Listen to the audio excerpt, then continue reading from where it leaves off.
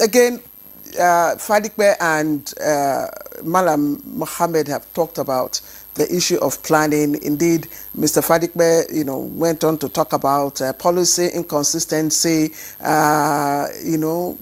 government inability to stick to the contractual agreement and all that. And in 2013, that was when, of course, the power sector was unbundled, and we had more than 11 discos and about 6 gencos. But since then, we really have not had improved power supply, despite that unbundling. But the gencos have consistently talked about, one, the regime, tariff regime, which it's not, allowing them the flexibility, to recoup and all that. They've also talked about the quality of the infrastructure for distribution and all that. I don't think if these are very fundamental issues that are affecting, the stability of our power supply, Engineer Meyaja. Thank you for having me once again. Yes, I will start with the last statement.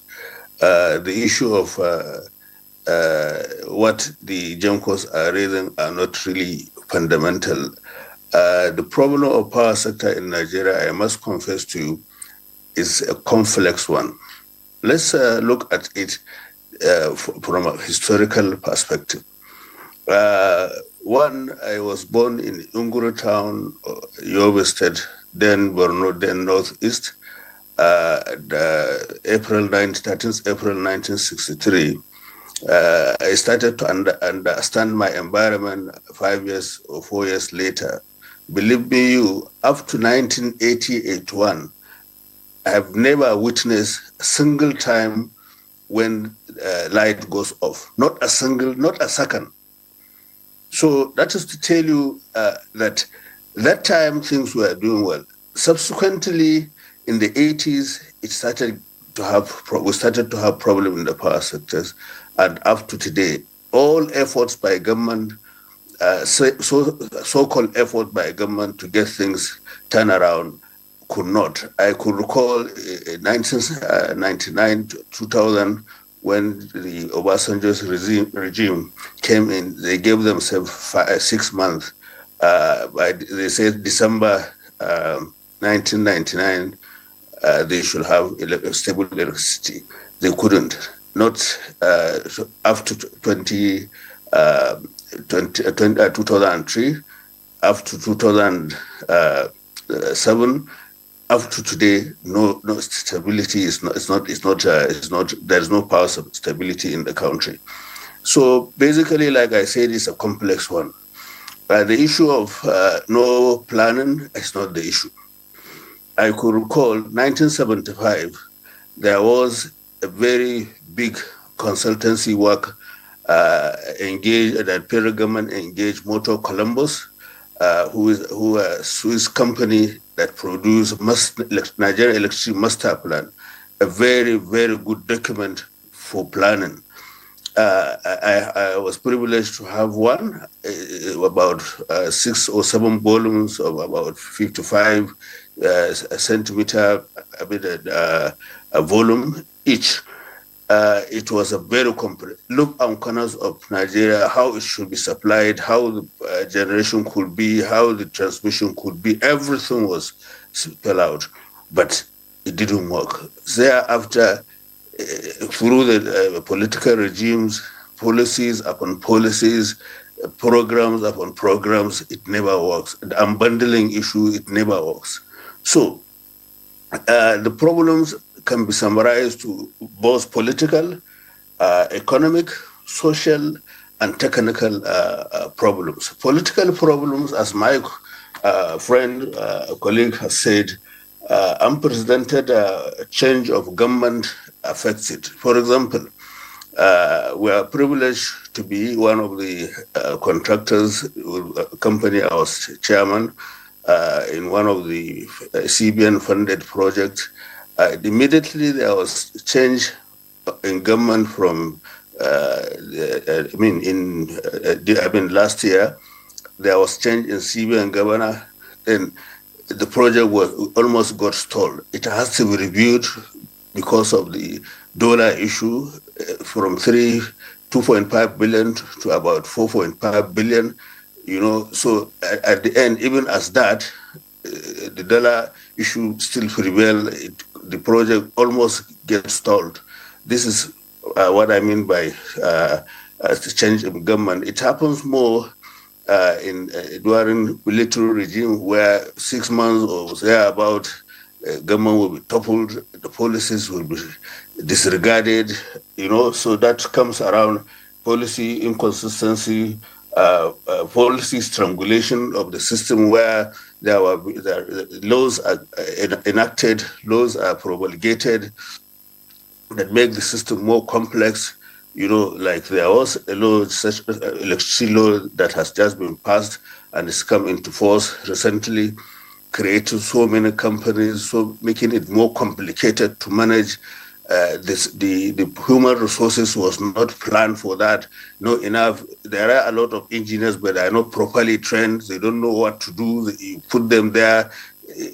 When there is trip in 330 kV, there will be people will be running hectare and sector to get it, because they are not properly informed, or those that were informed when the new companies were created, like the Discos, the Gencos, they sack all the experienced staffs. So it makes the whole thing so complex, so difficult to manage. So that is the issue of the aspect of political problems. The other is the economic problem. There is huge requirement of fund to revitalize the power sector, and the funds are not there.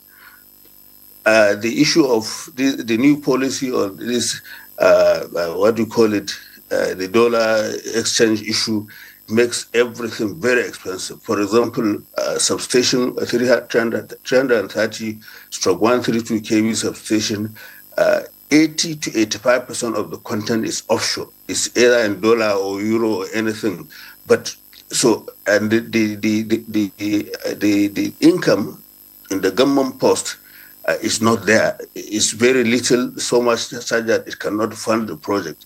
Nigeria, to get credit is another problem. When you get problem, it confounds the issue.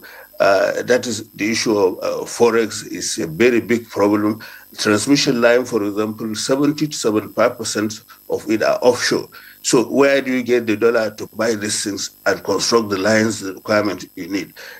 Presently, are talking of 4,000 megawatt, where our requirement, I can assure you, is not less than 20,000 megawatts, and we're still around 4.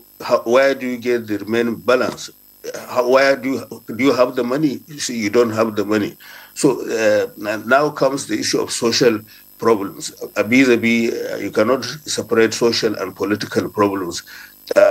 When a member of National Assembly wants power supply to be taken, he need only 33 kV line. He will go because he's the chairman of maybe TCN or power sector or somewhere. He now wants 132 kV into his domain, in his village, and then before you know, what you call misplacement of priority.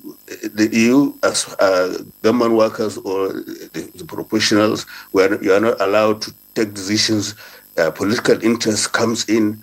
I mean, you can see the problems are so complex. Coming to technical, I told you that when the new companies, the Discos and Gencos were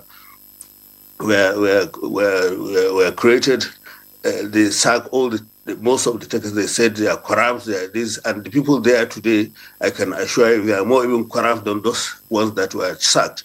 Because every one of you here knows that if you have issue in your house, to get somebody, AEDC or a kind of distribution or whatever to come and get it done, is quite a hell of a problem. For you to get them, I don't know, it's not easy. You can stay there for 24 hours, nobody comes. But they said when we privatize it, people will be more forthcoming, but where is it? It's not forthcoming. So Social problems that I've mentioned comes into play because Nigerians are not really committed to doing these things, are not really committed to do the business. They are more committed to do business as usual. To corruption is key to the problem of power, not only power. If you all across the social life of Nigerians, corruption has really got it devastated to the extent that, okay, now take the case of Abuja. You are talking about power. So do you have water? We don't have even water. Do you have electricity? You don't have electricity. Health sector. So what is really the problem? The main problem, believe me, you and every Nigerian knows, is we are not sincere to ourselves. We are corrupt. We just want to make money anyhow, running, looking for money, hectare looking for money, going up and down no matter what. That, in fact, all this security issues, issue of money. Everybody is just mad about money, not thinking about his social responsibility to do what he's supposed to do to his community, to do what's supposed to to the people. People are self-centered. These are the problems of power sector. This is a problem of health sector. This is a problem of water supply. This is a problem of educational sector. So why are we beating about the bush? Let's call a spade a spade. Nigerians should look up to themselves.